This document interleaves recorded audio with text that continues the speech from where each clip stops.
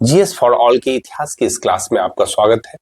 आज आइए हम सूफी और सूफीवाद को देखते हैं, जो कि मध्यकालीन भारत को काफी प्रभावित किया था। जैसा कि आप जानते होंगे कि ख्वाजा मोइनुद्दीन चिश्ती, जो कि मोहम्मद गोरी के सैनिक लश्कर के साथ भारत आते हैं और वे अपने खानका यानी रहने का स्थान जहाँ सूफी रहते हैं, खानका अजमेर शरीफ को बनाते हैं। तो आइए हम देखते हैं सूफी के एक एक शब्द को विश्लेषण करते हैं, ताकि यह जो रोजमर्रा के समय में भी इसका इस्तेमाल होता है।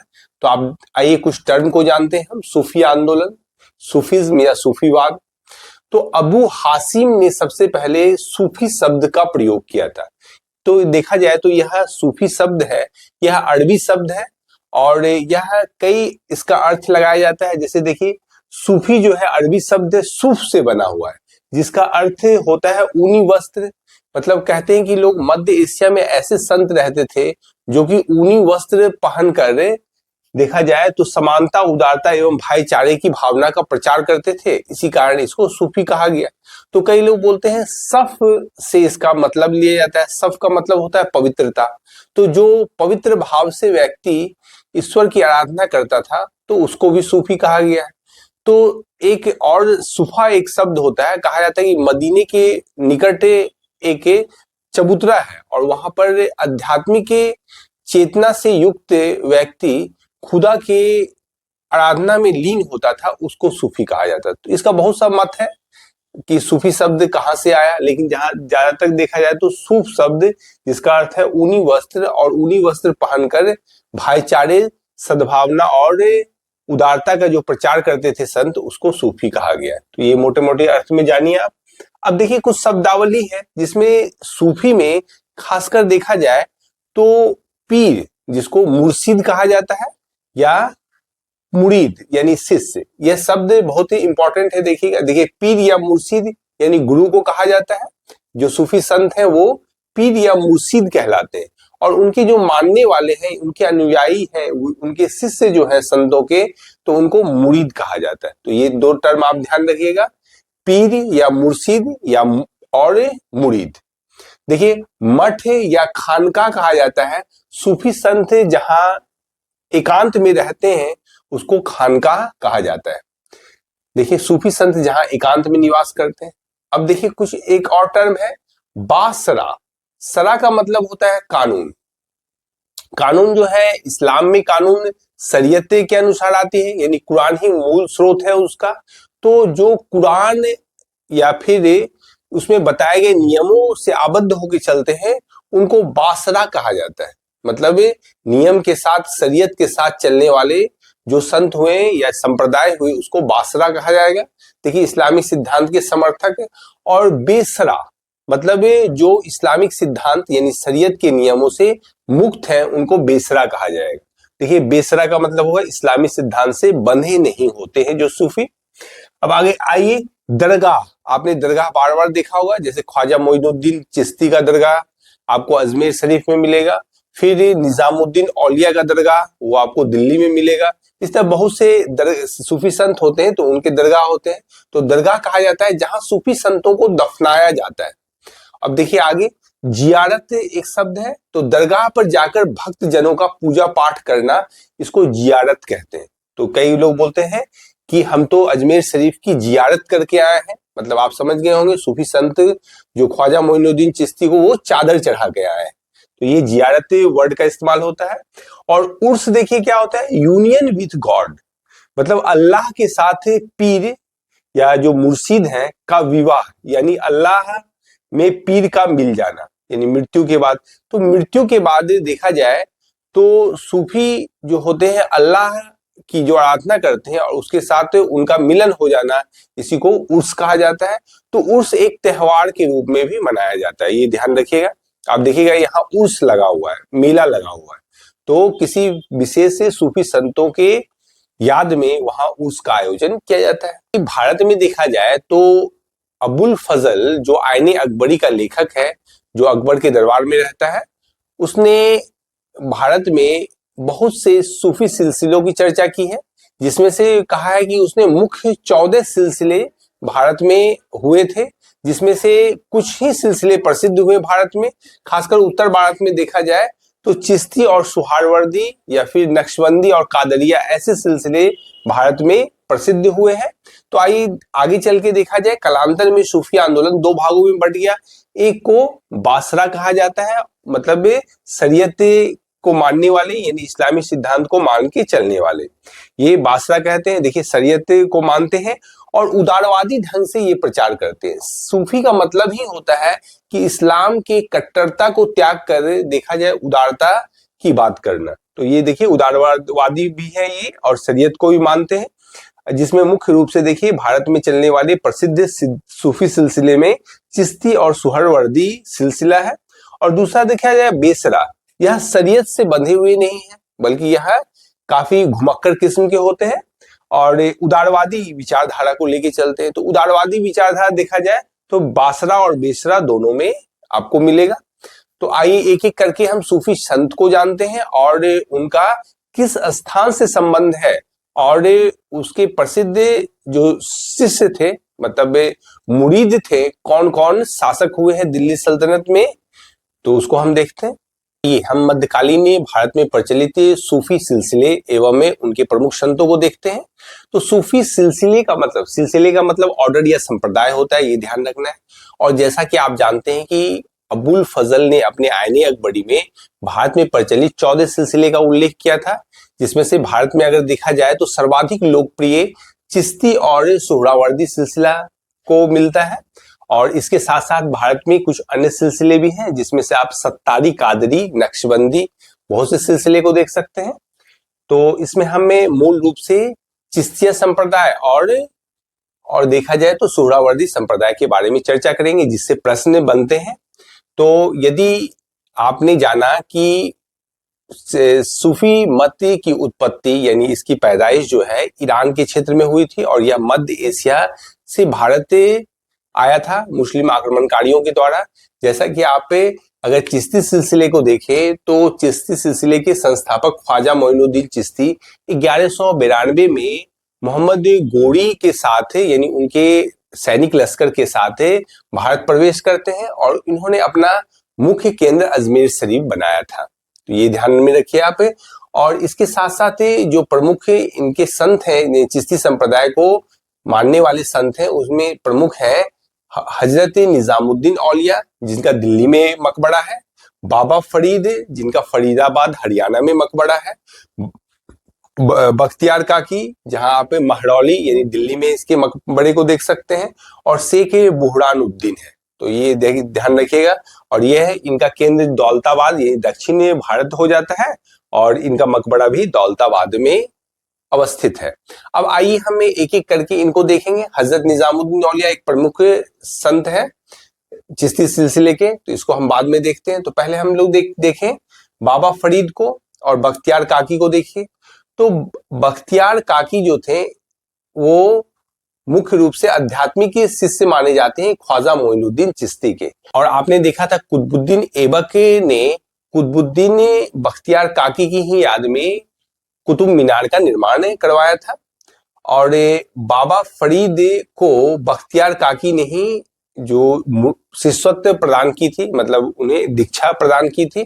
तो अगर देखा जाए तो ख्वाजा मोइनुद्दीन चिश्ती के जो शिष्य थे वो कुतुबुद्दीन बख्तियार काकी और कुतुबुद्दीन बख्तियार काकी के शिष्य बाबा फरीद। अब बाबा फरीद का जो मूल नाम था शेख फरीदुद्दीन गंज ए सकर था और सिख परंपरा में इन्हें बाबा फरीद कहा जाता है। और बाबा फरीद की जो रचना है वो गुरु ग्रंथ साहब में संकलित है। तो ये आपको ध्यान रखना पड़ेगा इसको।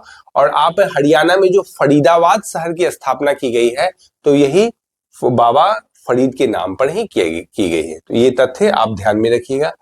और देखिए शेख बुहरानुद्दीन एक प्रमुख संत है चिश्तिया संप्रदाय के। इन्होंने 1340 ईस्वी में दक्षिण भारत के क्षेत्रों में चिश्ती संप्रदाय की शुरुआत की और इसका केंद्र दौलताबाद को बनाया।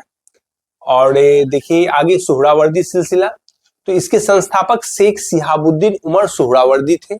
अगर देखा जाए तो 1262 में सुदृढ़ रूप से इस सिलसिले को भारत के सिंध और मुल्तान क्षेत्र में प्रचारित करने का श्रेय शेख बदरुद्दीन जकारिया को जाता है। तो संस्थापक के रूप में कभी कभी देखिए शिहाबुद्दीन उमर सुहरावर्दी का भी नाम आता है और कभी कभी शेख बदरुद्दीन जकारिया का भी नाम आता है। तो दोनों नहीं रहेगा, कोई एक रहेगा, तो आप ध्यान रखिएगा इसका। और इसमें देखा जाए तो प्रमुख संत हैं जलालुद्दीन तबरीजी, सैयद सुर्खपोश, बुहरान आदि हैं। और अगर चिश्तिया संप्रदाय और सुहरावर्दी संप्रदाय की तुलना की जाए तो जहां चिश्तिया संप्रदाय की लोकप्रियता प्राप्त करने का मूल कारण भारत में था कि ये इसके संत जो सूफी संत होते थे वो घुमक्कड़ प्रवृत्ति के होते थे और काफी उदार विचारों के होते थे, और इन्होंने भारतीय अध्यात्म में खासकर अद्वैतवाद को अपनाया था इन्होंने। और ये कहा जाता है तो ये घुमक्कड़ और फक्कड़ प्रवृत्ति के होते थे। वहीं सुहरावर्दी जो थे वो राजकीय संरक्षण को प्राप्त कर लिए थे। देखिए इन्होंने राज्य का संरक्षण स्वीकार कर लिया था। यदि आप एक घटना को देखिए तो इल्तुतमिश से आपने दिल्ली सल्तनत में पढ़ा था, इल्तुतमिश का प्रतिद्वंदी कुबाचा था, नासुद्दीन कुबाचा, मोहम्मद गोरी का वो भी देखा जाए तो मुल्तान क्षेत्र का प्रशासक था। तो कुबाचा और इल्तुतमिश के बीच जब युद्ध होता है तो उसमें शेख शिहाबुद्दीन सुहरावर्दी कुबाचा के विरुद्ध इल्तुतमिश का पक्ष लेते हैं, जिसके कारण जीत के बाद कहा जाता है कि इल्तुतमिश ने उन्हें शेखुल इस्लाम या सदर उल विलायती की उपाधि दी थी। तो आपको ये ध्यान रखना है। और देखिए यहाँ सुहरावर्दी सिलसिला का ही एक शाखा जो है वह फिरदौसी शाखा है और जिसका केंद्र मूल रूप से बिहार है, और इसके प्रमुख संत के रूप में नाम आता है संत शेख शरीफुद्दीन याया मनेरी का नाम आता है, जो कि निजामुद्दीन औलिया के शिष्य भी थे वो। और इनका एक और अन्य नाम, इन्हीं का नाम है मखदूम याया मनेरी। तो आप ध्यान रखिएगा, प्रश्न में कभी कभी मखदूम याया मनेरी दे देता है, तो एक ही नाम है दोनों। संत शेख शरीफुद्दीन याया मनेरी का ही नाम है मखदूम याया मनेरी, और इनका मकबरा बिहार के पटना जिले से 29 किलोमीटर दूर मनेर शरीफ में पड़ता है। तो ये ध्यान रखिएगा। और एक और इसमें प्रश्न पूछिए तो ये किस शताब्दी के थे, तो यह 13वीं शताब्दी के संत थे। आइए कुछ और सिलसिले को देखा जाए। सत्तारी सिलसिला, कादरी सिलसिला और नक्शबंदी सिलसिला। तो सत्तारी सिलसिला के संस्थापक शेख अब्दुल्ला को माना जाता है, जो कि लोधी काल में इस सिलसिले की स्थापना किए थे। और मोहम्मद गौस इस सिलसिले के प्रमुख सूफी संत माने जाते हैं और इन्होंने ग्वालियर को अपना केंद्र बनाया था। आगे देखिए कादरी सिलसिला, सैयद अबुल कादिर जिलानी ने इस सिलसिले की स्थापना बगदाद में की थी, और यह शिया मत के विरोधी सिलसिला है और गाने बजाने के भी ये विरोधी थे। जहां आपने देखा चिश्तिया सिलसिला गाने बजाने यानी संगीत, नाच, ये सब में प्रमुख स्थान उसका माना जाता है। कव्वाली खासकर देखा जाता है, भजन कीर्तन भी वहां होती है।